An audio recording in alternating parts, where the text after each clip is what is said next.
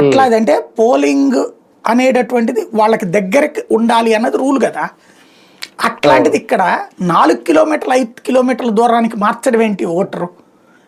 పోనీ ఆ ఏరియాలో ఏమన్నా కాంప్లికేటెడ్ ఉంటే అంటే సెన్సిటివ్ ఏరియాస్ అంటారనమాట. అట్లాంటప్పుడు అక్కడి నుంచి కొద్దిగా దూరంలో పెడతారు, అది రూలు. అలా కాకుండా ఈ ఊరోళ్ళు వెళ్ళి ఆ ఊర్లో ఓటేయాలి, ఆ ఊరోళ్ళు వచ్చి ఈ ఊర్లో ఓటేయాలని పెట్టడం ఏంటి అంటే ఖచ్చితంగా స్ట్రాటజిక్గా నడుపుతున్నారు అనమాట వ్యూహం. ఓ రకంగా చెప్పాలంటే నంద్యాల ఉప ఎన్నికలప్పుడు తెలుగుదేశం పార్టీ సర్వశక్తులు ఒడ్డి పనిచేసింది ఆ రోజున.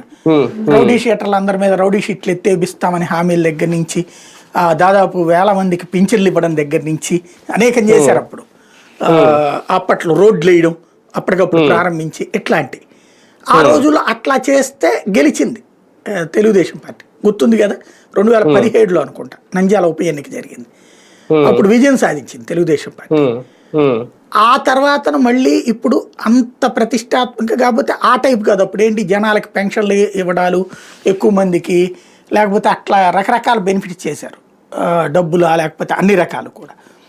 ఇప్పుడు ఈ దఫా అట్లా కాకుండా ఈ మజిల్ పవర్తో కట్టడి చేస్తున్నారు. మజిల్ పవర్, మనీ పవర్ అన్ని రకాలు వాడుతున్నారు.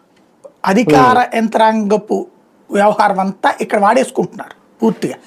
విచిత్రం ఏంటంటే వైసీపీ టైంలో నియమించబడినటువంటి ఎన్నికల కమిషనర్ ఆవిడ ముందు అదేదో పోస్ట్కి తీసుకున్నారు ముందు, తర్వాత తీసేస్తే మళ్ళీ తీసుకొచ్చి పెట్టారు కదా ఓకే.